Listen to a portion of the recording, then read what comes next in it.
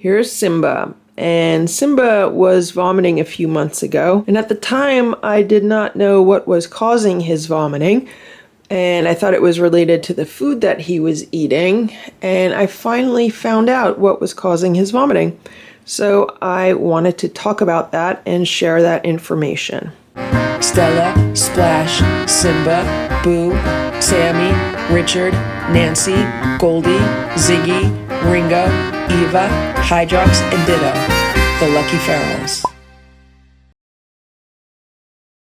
So a few months ago, Simba had what I would call vomiting days. So he would be fine, and then all of a sudden he would have a day where he would be vomiting morning, noon, and night. And he would have no appetite, and he would, for the most part, be normal. Like, for the most part, he was acting normal, but he would be a little bit kind of keeping to himself. Like, he might go off and lay under the bed by himself, or up in the penthouse by himself, or just not want to be disturbed. It wasn't like he was really, really sick. Like, when a cat's really, really sick, they, want to just hide and not be disturbed. This was more like, yeah, I'm just not in a good mood and I don't want to socialize with anybody kind of thing. And it would happen every so often. And I thought it was related to the food that he was getting. Because normally if a cat vomits, it's either hairballs or something that they might have eaten.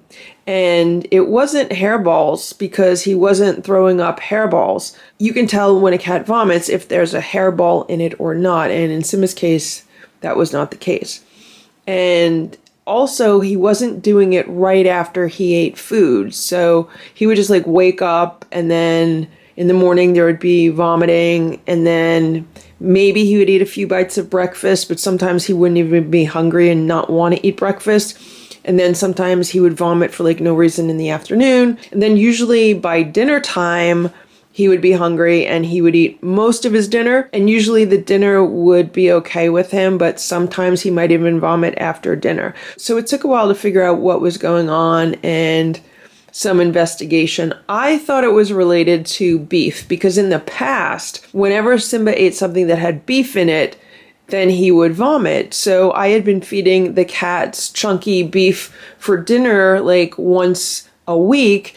And in my mind, okay, he was vomiting the day after the beef. So, it's related to the food. So what I decided to do was keep a cat food journal as to what the cats were eating, when they were eating it, and if anyone, was vomiting or anything like that. And I have this Kindle Scribe to thank for that. So I bought this Kindle Scribe on Prime Day back in July because I had been wanting to get something that was going to ease my eye strain, because during the day when I'm working, I'm staring at computers all day.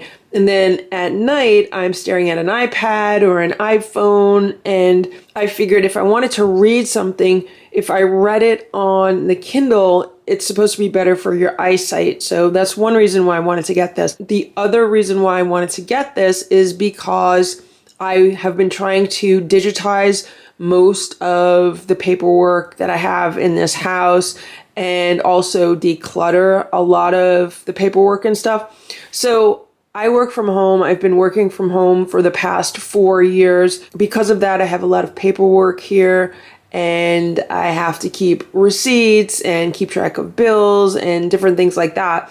And that stuff can quickly pile up. Also, I have tons of notebooks and binders and, things full of information. And I figured I could digitize those also, and then I could access those with an e-reader. So that's another reason why I got the e-reader. The two main reasons are because I wanted to cut back on my eye strain, and also because I wanted to just digitize documents and easily access the digitized documents. So what's great about this Kindle Scribe is that I could have unlimited notebooks in here, unlimited calendars, unlimited planners, unlimited lists. They give you a lot of blank templates to choose from, and you could try one out. If you don't like it, it's easy to delete it and then just start a new one. So this is the food diary that I started for the cats, just keeping track of their meals, when they were eating it that week was busy on Wednesday, so I didn't write anything on Wednesday. But it really gave me a way to kind of track what they were eating to see if something would correspond to Simba's vomiting.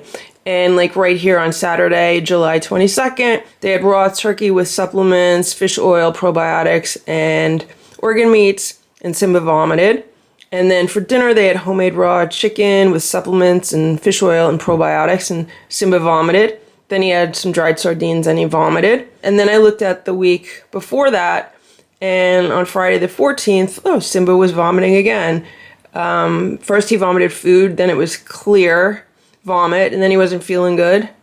And then he ate some treats at night, and that's the night he climbed the screen. But other than that, he really didn't eat much that day. But that was like another day of vomiting. So this was the first week I was keeping track of it, and his vomiting day was Friday. And then the second week, his vomiting day was Saturday. And then here is the third week, and he had a hairball. So he was hairball hacking on Monday, but he didn't actually vomit. Boo vomited a hairball on Tuesday. And then on Friday, that was Simba's vomiting day again. And Boo actually vomited a little in the morning also. And what I thought was really interesting was that the night before, it was catnip night, and I kept track of that. The cats had been having catnip night once a week.